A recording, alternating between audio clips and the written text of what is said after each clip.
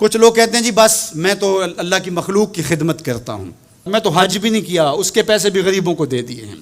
وہ تبلیغ کرتے ہیں لوگ کہ جناب قربانی کے پیسے بھی اگر غریبوں میں دے دیے جائے تو یہ زیادہ اچھا ہے، ان کی مدد ہو جائے۔ تو وہ اس خدمت خلق میں اتنا غلو کر جاتے ہیں کہ وہ اسلام کے شعار کا مذاق اڑانے لگ جاتے ہیں، اور جو عبادت والے ہیں انہیں ہمسائے کو دیکھنے کا موقع بھی نہیں ملتا۔ اور آپ جانتے ہیں کہ جب ایک بستی کو برباد کرنے کا حکم دیا گیا تو کہا کہ یہاں تو ایک شخص رہتا ہے جس کا سر سجدے سے اٹھتا ہی نہیں۔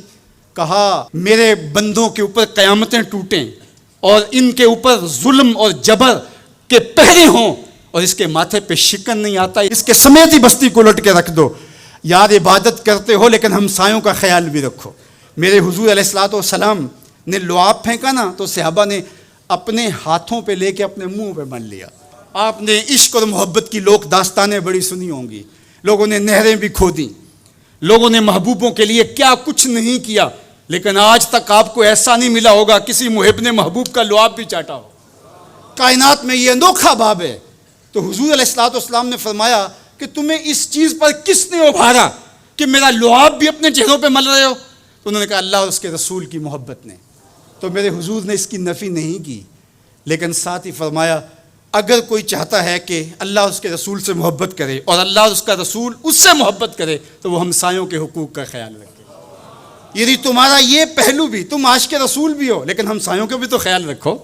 تمہارے گھر پہ جھنڈا تو لگا ہے حضور کے میلاد کا، لیکن اگر ہمسایوں کے گھر میں اندھیرا ہے تو یار اپنے گھر میں اس سال اگر چراغاں نہیں کر سکے، غریب ہمسائے کا میٹر کٹ گیا اس کا بل دے دو، آمنہ کا لال زیادہ خوش ہوگا، میلاد والا رسول زیادہ خوش ہوگا۔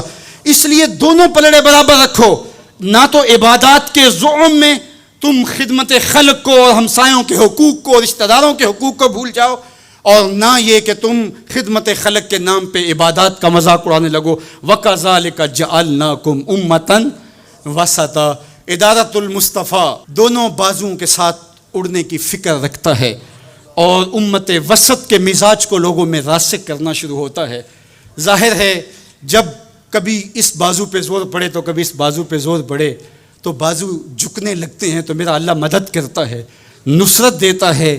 تو کبھی ہمارے کسی بازو پہ فتویٰ بھی آ کے جو ہے وہ زور ڈالتا ہے، کبھی کسی فتوے کا میزائل لگتا ہے، لیکن ہم تو بلے شاہ کی بولی میں کہتے ہیں بلے آلو کی تینوں کافر کافر آکھن تو آہو آہو آکھ۔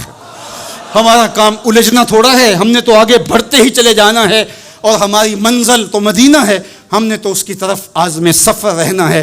ادارت المصطفیٰ ایک فکر کا نام ہے، اور وہ فکر جو مدینے کی ضیاؤں سے پھوٹتی ہے، گنبد خضرا کے جمال کی روشنی ہے، اور وہ مصطفائی نہیں ہو سکتا جس کے دونوں بازو میں سے ایک بازو شل ہو۔